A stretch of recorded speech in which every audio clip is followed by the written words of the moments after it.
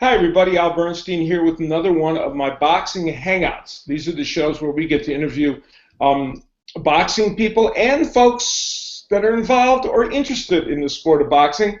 And the second category is where we're at for this show. This is a very, very special show to me because we're going to feature a gentleman who is not only a brilliant and talented musician, but also my good friend. He is arguably the best jazz pianist in the world today, and we're going to be having a great conversation with him because he's also a terrific boxing fan, and that is Monty Alexander. Now, Monty is, as I said, one of the best jazz pianists in the world today. He has had over 70 albums. He has performed with all the greats in the jazz industry and beyond. He's recorded music with Frank Sinatra, Tony Bennett, helped Natalie Cole put together her amazing album, paying tribute to her father, Nat King Cole. And he is a decorated musician in the field of jazz. And along with that happens to be, as I said, not only a boxing aficionado, but somebody that has a lot of stories to tell about his involvement with people in the sport of boxing. So with no further ado, let me bring in my friend and jazz genius, the great Monty Alexander. Monty, how are you? I'm just great, Alan. What a thrill to sit here and talk about stuff we both like. Well, this is great. I'm thrilled to have you on because you embody, of course, so many of the famous people in the entertainment world enjoy boxing. And you and I met at one of the Boxing Hall of Fame weekends up at Canastota. You were just there as a boxing fan, and then we happened to meet each other, which I think speaks to your passion for the sport. Yeah, I looked across the field and I said, that's a familiar looking face, because I'm a regular diehard, making sure I don't miss any boxing on the weekends, on Showtime and wherever else. And I couldn't believe it, because you were with your very dear friend and relative, Joe D'Onofrio, and I looked up and I said, I know Joe, and he's involved with the jazz world. And I came over there, and in 10 seconds I said, this is going to be my great friend for the future. I just felt it, And we did hit it off right away. And as time has gone on over the last several years, I've been fortunate enough to get from you this a lot of your boxing history, which we're gonna talk about here today, and how much you love the sport. And I want to say before we move on that we're also going to talk about the next performance that Monty Alexander is, not the next, but one of the upcoming ones that he's going to do on May 13th and May 14th, and that is going to be at Cabaret Jazz at the Smith Center, where he will be performing a show he calls Remembrances of the Great JILLY'S, a night at JILLY'S, and he's going to be doing the music that harkens back to that era, and he's got as his guest performer the great Clint Holmes, also a mutual friend of ours, who's a brilliant performer. It's May 13th to 14th, so if you are either in and around Las Vegas at that point, or you live here in Las Vegas, you're going to want to come out to that. We're going to talk a little bit more about that as we go on, but back to your boxing connection, you talked to me about how, and I'm always fascinated by this, how musicians, entertainers seem to gravitate to boxing. There's something that joins the two, isn't there? No question about it. I mean, in my own case, as a kid, the first time I saw a prize fight in Kingston, Jamaica, my dad took me to what was Sabina Park, where they played cricket. You know, Jamaica has those British leanings. And we went to see this local heavyweight fighter. His name was Gerald Gray, I'll never forget. And I started going to Sabina Park to watch the fights. It was the most thrilling thing. The only thing I could compare to that is when I saw musicians playing at a jam session. They were under the lights, and they got their instruments out, and they're swinging, and they're there on the bandstand. The boxing ring to me was like the bandstand. So I'm just a kid, you know, 8 years old, 9 years old. I'm just totally taken with what boxing is all about. And from that time up until now, I've been an avid fan. I met so many of the greats, and I would just go to fights all by myself. You know, if I'm in New York, I used to just go to the Garden, and I saw some of the great fights. Just going there, and I'd be traveling on the road, and something's going on in London or something's going on in Munich, Germany. I'm there, you know. So boxing meant a lot. And but one thing I want to say is a lot of the people I met in the fight world had such a regard for the fighters, for the jazz musicians, and vice versa. I remember the great story of Joe Louis, you know, hanging out at Birdland with Ben Webster, the great saxophonist, and the friendships that were born in those places. Archie Moore was a great friend of so many great musicians. I met him. Clark Terry, you mentioned Clark Terry, the great the trumpet player, was friends with. And you, when you came to the United States in 1961 from Jamaica, you ended up being a devotee of Ali because you were in Miami Beach and you would go to the famous gym, the Fifth Street gym that they had down there. That's right. Tell us a bit about the genesis of that and how you kind of got involved with Ali. Well, coming from Jamaica, and this is like 61, and living on Miami Beach, and I'm just sort of like wayward kid because what to do when I was going to try to go back to school because I left school early in Kingston, Jamaica. I know no telling what's going to happen next, so I'm kind of bored with life. What do I do now? Where do I go? I'm here. I'm in America. I'm looking at these beautiful hotels and the beaches nearby, but I'm by myself. I didn't have too many friends yet, and the two things that kept me buzzing was the music and just hanging out, looking at the places where the musicians were playing. A lot of them were bars, you know, and some of the, I call them colorful people hanging out late at night that meant, hey, you got to watch out what you're saying to these people. But right nearby was the Miami Beach Auditorium. And I can't remember whether it was Tuesday, Wednesday, or Thursday, every week, just about, fight card was going on, presented by none other than Chris Dundee, Angelo's brother.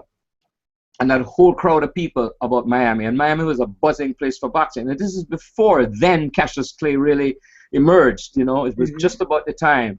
I saw him at the Miami Beach Auditorium, but I didn't know. I just saw this very charismatic, handsome guy dressed to the nines in this beautiful pinstripe suit. And he was with a friend of his who I knew who he was. And I think it was Alan Harmon, a fighter from Jamaica. And they were hanging out together like friends, and I had seen a couple of fights already, and this was in between two fights, and I remember going back into the main auditorium waiting for the next fight. So I said hello to Alan Harmon because I'm from Jamaica, and we talked a little Jamaican talk, and I saw this other guy standing there with him, and I didn't say much. But then I go back to the it was behind ringside, and I heard two elderly guys saying, you know, hey, you see those guys walking in there? And I'm listening. I'm kind of not minding my own business. And he says, well, there's that guy. You see him over there. And I look to the right, and I see Alan Harmon. I think that was who it was. And I said, he's talking about, he says, he's got a big mouth, and I hope somebody will punch him or something like that. You know, they obviously didn't like who I thought they were talking about. And I looked, and I realized, wait a minute. They're not talking about Alan. They're talking about his friend. Who was the friend? It was the man who later became Muhammad Ali. It was the first time I saw him. You know, he was known to talk a bit. He was what? He was known to talk a bit back then. Oh, that's what I'm saying. So he's got a big mouth, and I hope somebody will knock his whatever, you know. And that's the first time I saw him. And you know, I can't remember what year, months, but it was really early on. This is before he fought Liston. He, you know, he was just coming up, and I used to go to the Fifth Street Gym and watch the fighters train, as well as go to the club nearby where, you know, it was a place called the Pin-Up Club. It was like almost a strip joint, but the jazz musicians were playing, and I'd go there and I'd start sitting in with them. Next thing you know, somebody is hiring me to play the piano, because I'm one of the things with me that makes me a little different probably is that I didn't graduate from music school. I didn't go to music school, and I don't read music. I'm just one of those people that I could pick out a tune and somehow I developed. But yeah, the word that some of us use for it is genius. Well, I don't know. I don't want to apply any kind of title to me, but I tell you, it's okay for me to say it, Monty. It's okay for you to say it, but it just so happens I've seen this correlation between these two incredible worlds, the world of jazz, but especially in yesteryear, because today it's changed a lot now. It's got a little more sterilized, you know, than it used to be. Before, you could feel the soul and the nitty-gritty of both the musicians, how they play their instruments, and the community amongst them, and the same that went with boxing. I saw that, you know. Now that began your connection with Ali, and you would see him all around the world. You even went to see a fight in England, or in Germany, I think it was. Yeah. Yeah, with Richard Dunn, I think was the fight. That's right. It was Richard Dunn, and so you went to see him in all these fights. Now, one of the interesting ones I thought was when he fought. You were there when he fought Kenny Norton at the Yankee Stadium for their third fight, which was a fairly extraordinary fight overall.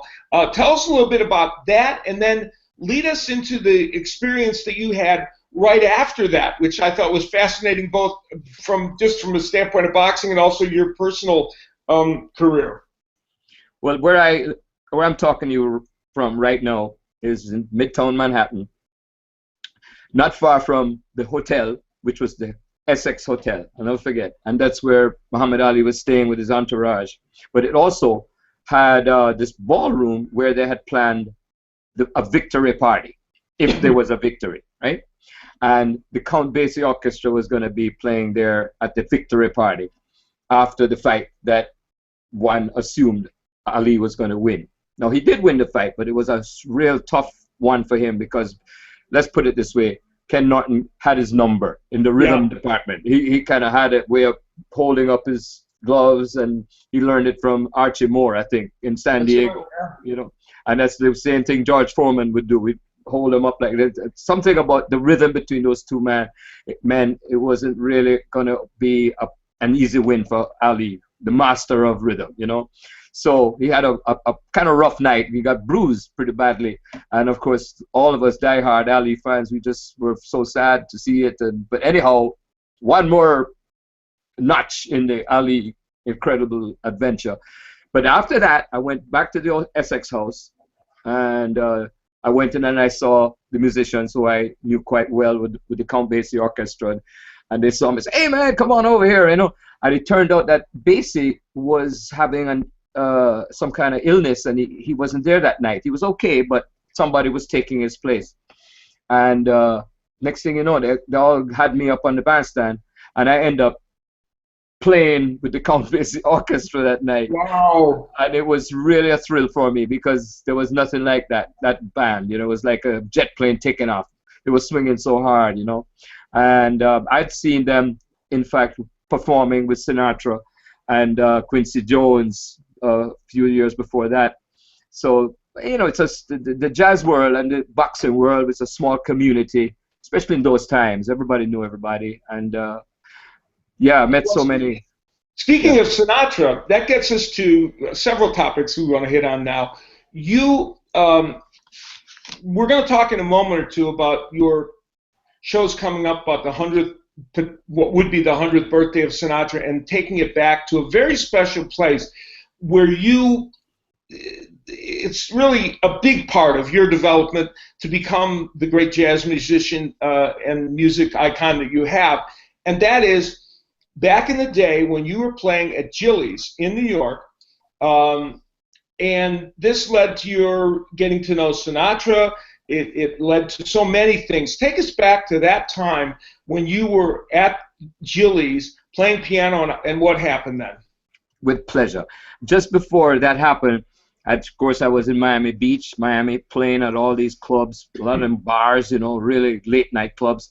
And, you know, in the daytime, sometimes I'm just getting ready for the next boxing match, going to the Fifth Street gym, what have you.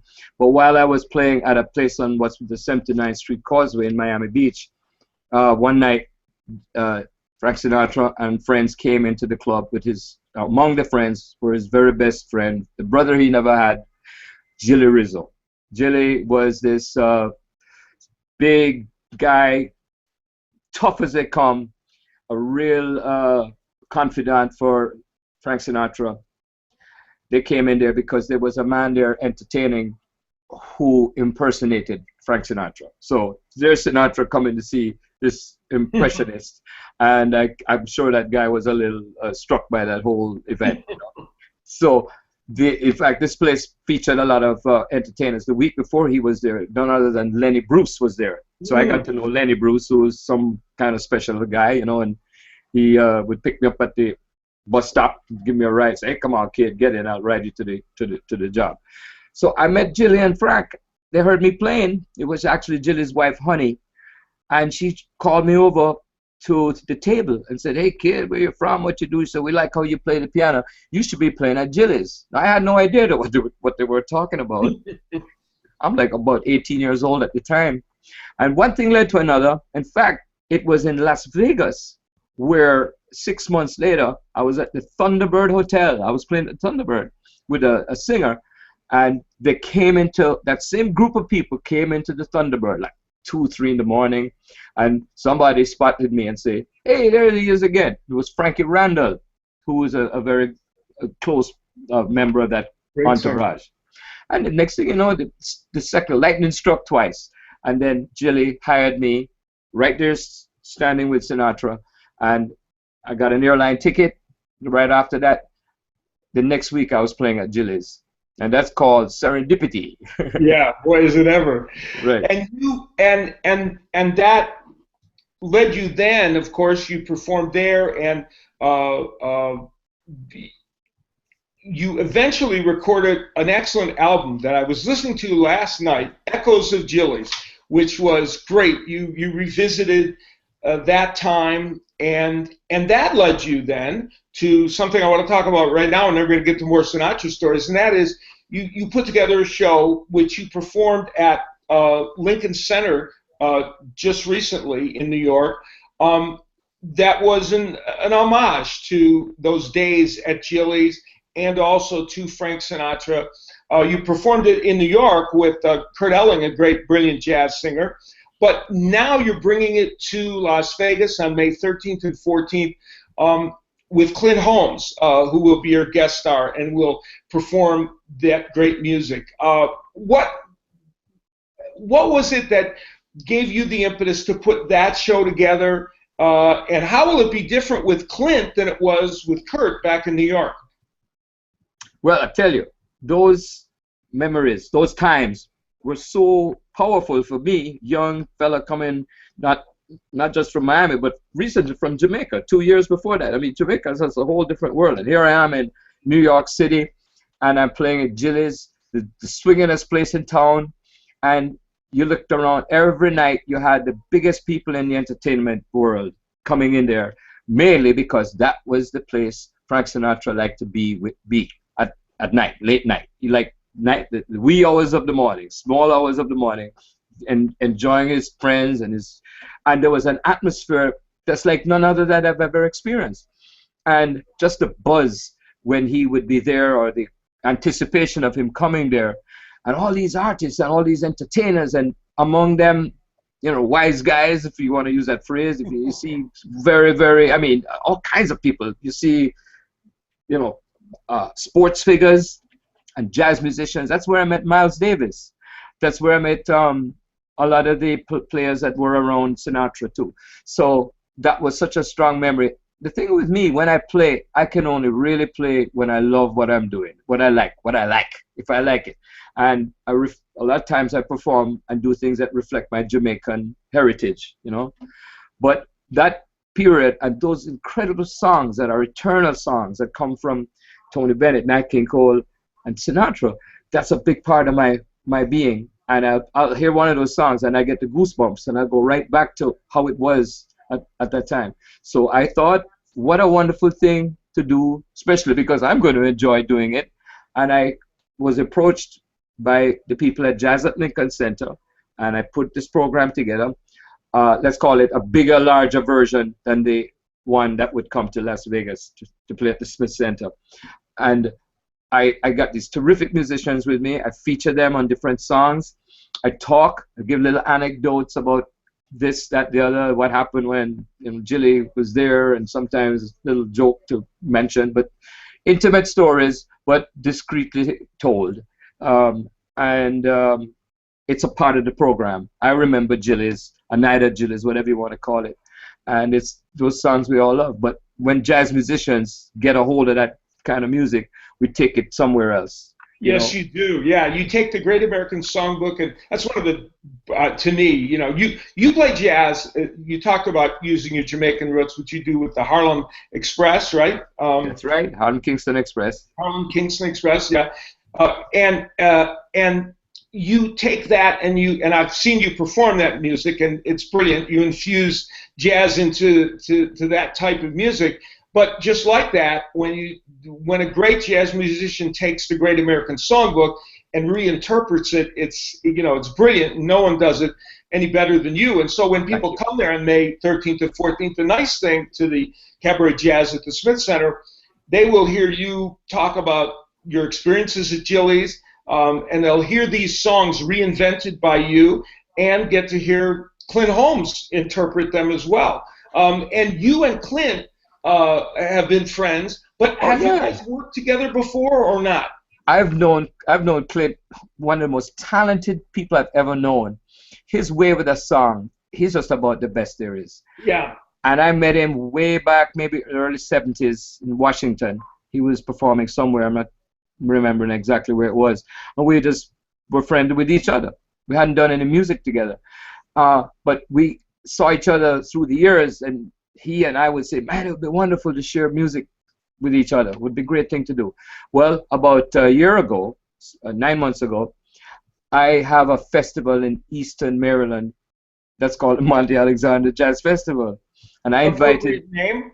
That's the appropriate name, right? And I invited Clint, and he came and he knocked them dead, as we say, with his interpretations, and we kind of leaned towards the great songs, the great classic American songbook tunes, and we've got along really well musically, personally, and I'm excited to come back to a place that I have some strong memories of, because it was because of my invitation that came to me from an orchestra leader of yesteryear whose name was Art Mooney.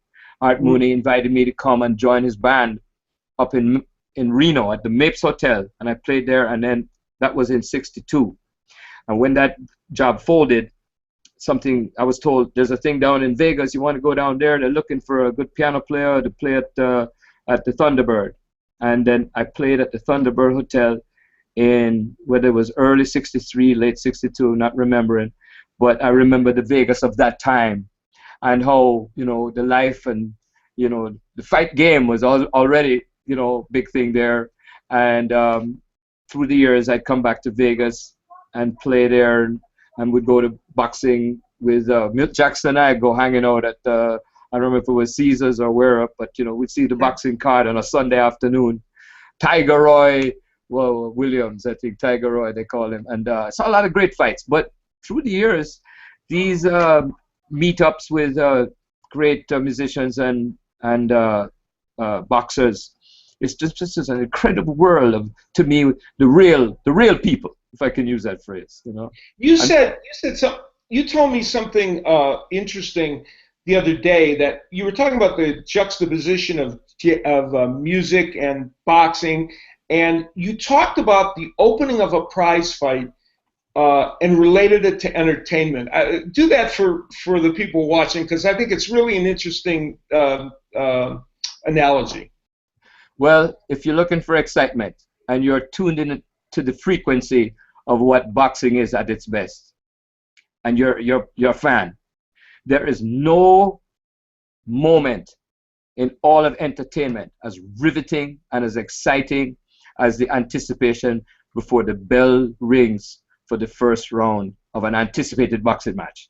I've never known anything like that, especially if it was the heavyweights, you know. And every time there was an Ali fight, because he brought more excitement than anyone. I mean, just the anticipation of him coming in the ring. It was just, your heart started pumping and you couldn't wait for the downbeat, you know, who's throwing the first punch. So that was always another juxtaposition, another connection with those two worlds, you know.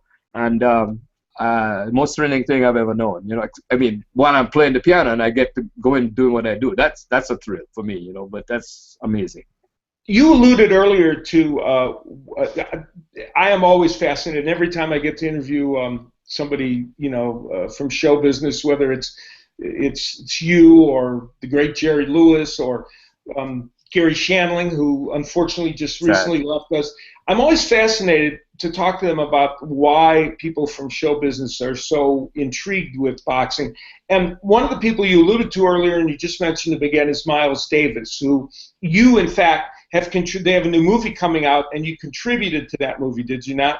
No, not really. I didn't contribute to the movie. I was just watching. I beg pardon? Oh, you saw it, and then it reminded you of your. Oh yes, it took me really back. It was a strong sense of nostalgia when I saw that, because it took me right back to 1967, and then later on, because I saw Miles Davis a lot of times. I'd go to his apartment and just me with Miles hanging out, and I went to the Garden the night Ali fought Zora Foley. We were together, and also closed circuit Jimmy Ellis and Ali. You know, so Miles was a big man with boxing, and I tell you, the way I see it, and I heard him speak about this particular boxer, his hero, in the way he carried himself, the way he dressed, was Sugar Ray Robinson. I mean, on the trumpet, it had to be, you know, people like Clark Terry and other great trumpet players, Dizzy Gillespie. But when it came to his carriage, his persona, his ultimate hero, style-wise, was Sugar Ray Robinson, no doubt about it. That's it. See, I misspoke, because you did contribute to the movie about about Bird, right? Oh yeah. I was. And so I had that in my brain when I was thinking of it. But you did contribute to that movie. But this, and it is interesting that this correlation between the two things. Now, speaking of, we'll go back to Sinatra now, because it's talking about sports and the other sports and boxing and how everybody kind of, those sports brings people together. You had an interesting story out in Palm Springs with the famous Leo DeRocher and Sinatra, where you kind of got to them. That's right. There's some people invited me to come to Palm Springs, where they were having a party. It was near New Year's Eve. I guess it was a New Year's Eve party, and it was at Leo DeRocher's house. And there were a special group of people there. I remember Lucy Arnaz was there, Jimmy Van Heusen was there, and Mr. Sinatra was there. And there was a moment there when I walked over to the end of the bar where Frank Sinatra was standing by himself, and we started talking about boxing. And he expressed how much he felt about Joe Louis, because as we all know, he made a big difference in Joe Louis's life, especially those difficult years. And he got him a job at Caesar's Palace, and made a lot of difference. And he just talked, and in fact, I think you must know that earlier on in the 40s, he managed a couple of fighters. Right, that's in Sinatra. He was really interested in the whole thing. See, so people like him and Jilly and a lot of people from that time were big with it. You didn't miss the fight. You were there catching it, you know. So it was a big part of the whole goings-ons with entertainers. Yes. But now, I have to tell people, not only we're talking a lot about previous times in boxing, but I can tell them that you know the sport and you follow it now as carefully as anybody I know. You are always on top of the matches that are happening. when you and I sit and talk about boxing, you're very insightful. Sometimes a little too insightful. It makes me feel, inadequate. But that's okay. Luckily, you already have a day job. Well, thank you very much. Well, we gotta get you on the bandstand doing some singing, okay? Yeah. But well, which I did have the thrill of a lifetime. But recently, here in Las Vegas, some months ago, I had the thrill of a lifetime because I was able to sing with you. You accompanied me on a song, and now at that moment, I said at the club there, I said, if I expire now, I'm now complete as a person because I got to sing a song with the great Monty Alexander. So thank you. Thank you. My life complete. Well, let me throw a little ideas and thoughts I have about. Today is the day after, 2 days after we lost this incredible performer, Prince. Prince passed away, and it is just sad for all of us that care about the music and the people, especially a guy of such decency. And he was helping people around the world. He'd sending checks to them when they were in trouble. So he was a giver, not a taker. But when he danced, his hero was James Brown, among others, Jackie Wilson. Those people were where they moved, and those movements that James Brown had were the result of his years as a boxer. James Brown was a fighter. So, and I mean, he had done time, and he was just a guy came from the tough life, but part of his agenda, he was a boxer, and he used those moves, as did Jackie Wilson. Jackie Wilson was a boxer, and he found music, and the music gave him the incredible popularity, and everybody, he was a great singer. So Prince, who we're lamenting his departure from us, a big part of what he did was how you moved, and the word I'm coming to is rhythm. The correlation between the great jazz musicians and boxing, it's about rhythm. And I used to get the feeling when I would see the boxers, and when two fighters had a certain way of moving with each other or against each other, you can see a boring fight because two guys are moving in a way where nothing happens. And it's the same thing that can happen or not happen on the bandstand, where musicians, they don't blend. The drummer didn't click with the bass player, didn't click with it happens. You could put the greatest of all time, with the other greatest of all time, and somehow they didn't click. And it's the same thing on the bandstand as it is in boxing. So I really feel that the sense of rhythm that the artist or the fighter has is what makes the difference in the great. I mean, Ali had the rhythm, bob and weave and sting and float and all those things. And it's the same thing with the music, I think, especially swinging jazz. I mean, to me, Sinatra was about that too. He was a boxer up there in the bandstand, as I see it. I talked about what a great fan you are now of boxing, and then before I let you go, I want you to talk a little bit about the. You follow all these boxers now. You know every fight. Who are some of your favorites that you enjoy watching, and some of your fights that you've gotten the biggest kick out of, especially in recent years? Who do you follow now that you kind of like, that you're interested in? Well, I'm going to get totally delighted, and I got to go see Triple G. Triple G. Oh yeah. He's coming from another place. There's a power. He packs a power there that we don't know where, why, how, but leverage. He hits you. It's going to be some result to that. He's a power guy, and he moves around incredibly well. As far as today, I'm a fan of Andre Ward. I like how he carries himself. I mean, you talk about who do I see. I was just totally taken with seeing Anthony Joshua a week ago. Yes, that was remarkable, wasn't it? In the second round, he took care of Martin in no time. I mean, and it was just a great display. And because the guy also has all this charisma, he's a nice-looking guy. He's talking so humbly, and that's what you want in sports. You want somebody to reflect the best of humanity, and that's what I saw. But also, the main point, boy, he had a knockout that was like a mule, And of course, Kovalev is got a personality. When Kovalev smiles that smile at you, you say, this guy he's got that mischievous look in his eye, and he's ready to take you out. So that's somebody I'm a big fan of. That's great. And so you know, but it's hard for me to keep up. And just like in the jazz scene, there's so many younger guys coming out of the woodwork, so to speak. The social climate is different now. You know, a lot of young fighters coming from the African American world, they're going into football or into basketball, the gifted ones, and it's not the fighters, and even that's the best thing you can. I mean, how many lives have been changed for the better by boxing and that community? You know, really, I mean, that's a deep thing that a lot of, okay, yes, you might get knocked out and terrible things can happen in any sport, but I think boxing is a community of people who almost, I've never seen, hardly an exception, the admiration and respect they have for each other in the boxing community. That's the way I see it. So there's such a lot of decent stuff going on there while they're, you know, they take care of business in the ring. But it's real hard to keep up with all the new names. Oh, you do a good job. And by the way, it was very well put about boxing. And I always say that the amateur boxing program in the United States, the purpose of it is not necessarily win gold medals or win world championships, or even to develop the best boxers, even though that's part of the goal. The big goal of amateur boxing is to save kids, men, both young boys and girls right now. They're both participating.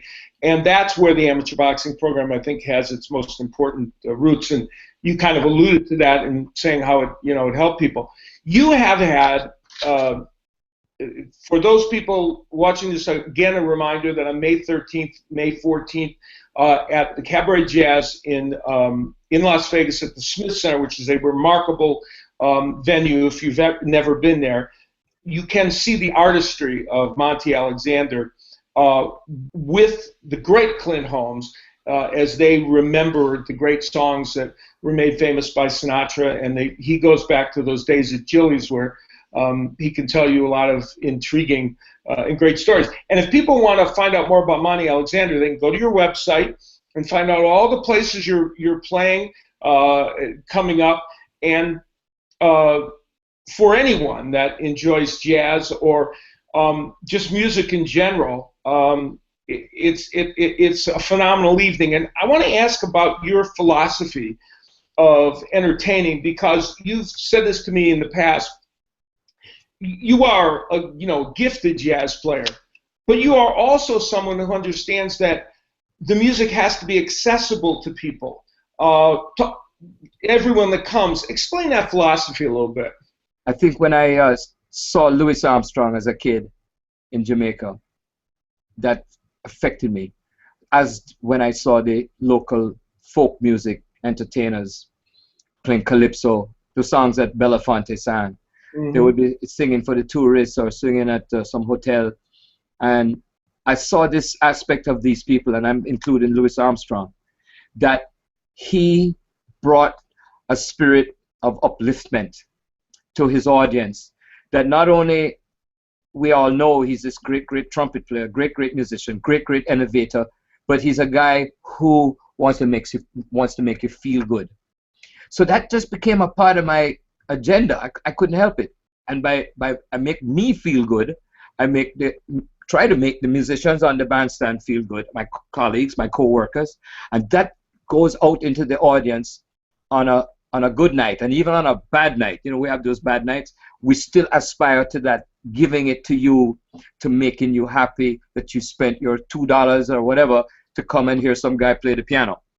And it's a privilege to get on the bandstand and bring an experience to make people feel good, so that they can forget their woes and be happy. You know, whatever happened to you that day, we want to think that by the time you get to these songs, you came to the concert, you really didn't want to come, but you came to the concert, but by the time you walked out of there, you're singing a happy tune. And I think that's what certain people have in their personalities, and that goes into sports. So when you think of Muhammad Ali, when you think about Sugar Ray Leonard, when you think about, you know, certain artists in fighting, they're those guys that just want to make you happy, make you feel good, and it just goes across the board. It's a quality, and it's something I can't shake. I said, maybe they don't think I'm a serious musician, but I'm serious about having a good time, you know.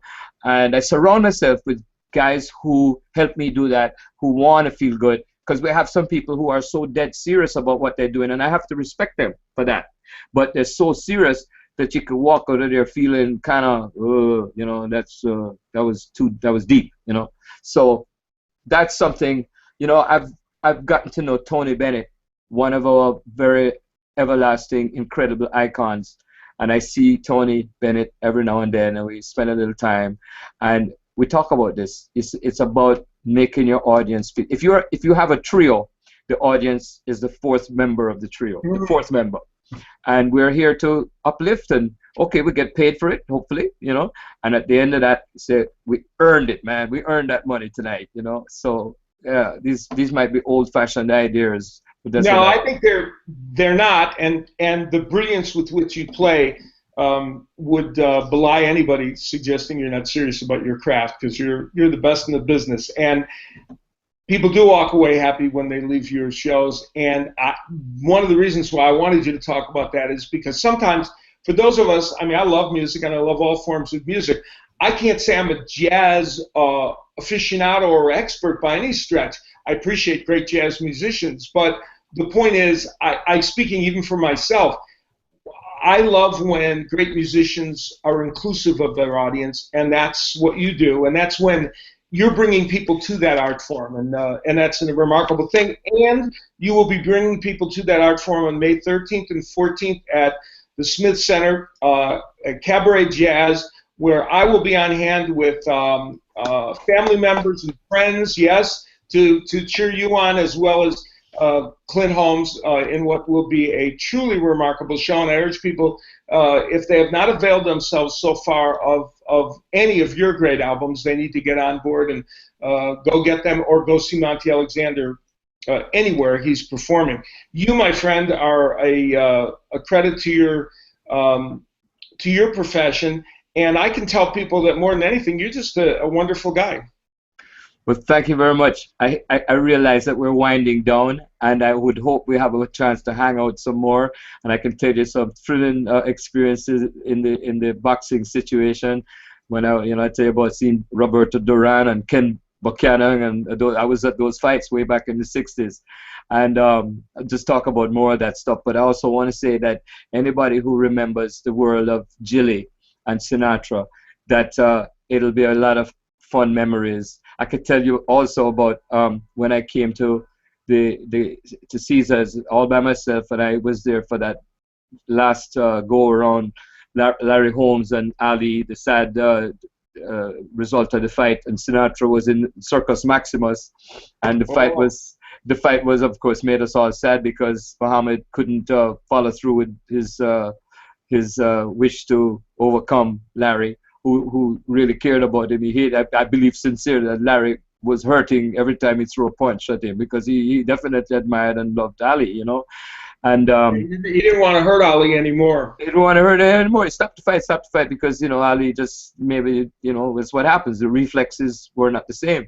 But after that, I was sad, you know, and I called Jilly on the phone, and Frank was in the Circus Maximus, so I met him out in the bar. You know, I'm sitting there for like hours on end, just yapping away with Jilly, and I remember Frank and Mrs. Sinatra there over there talking with two bishops from Palm Springs, and other people had on the purple robes and all that, and there were some other characters hanging around as well. And I was sitting there talking with Irv Cutler about jazz, and Irv was the drummer. You know, there was a guy with rhythm, by the way. So. Yeah. I could go on yapping with you about everything, and I look forward to seeing you. We'll do version 2. We'll do a second version of this hangout. We'll get to all the stories we didn't get to this time. But you have a long history with the sport, and you know, you have a great respect for the sport of boxing, and that's obvious to everybody. And my friend, I'm glad you got to visit with us, and I will look forward to being in that audience to see you perform here in Las Vegas. And as I mentioned to everybody, find out where Monty Alexander is coming near you, because you will want to experience his music, which is varied. He takes, you know, you talked about using your Jamaican roots. You've tributed everyone on the planet. You've infused your own unique style into every different kind of music you've played, and it's pretty extraordinary. So, Monty, thank you for visiting with us today. And the next time we talk, we're going to talk about Roy Rogers, Gene Autry, and every TV Western that we love. That's the other thing. We didn't get to it this time. Monty and I share love of TV Westerns, and he matches me point for point in knowing about Bonanza and Big Valley and Have Gun Will Travel and all these things from days gone by that that some of us are into. So he's an eclectic man. What can I say? Monty Alexander, thank you. That's our hangout, our boxing hangout for this time, where we got to step into the world of one of the great jazz musicians, not just now, but of all time, and one of the great boxing fans as well, Monty Alexander. We'll see you all next time on the Boxing Hangout. My friend, take care, Al. Bye-bye.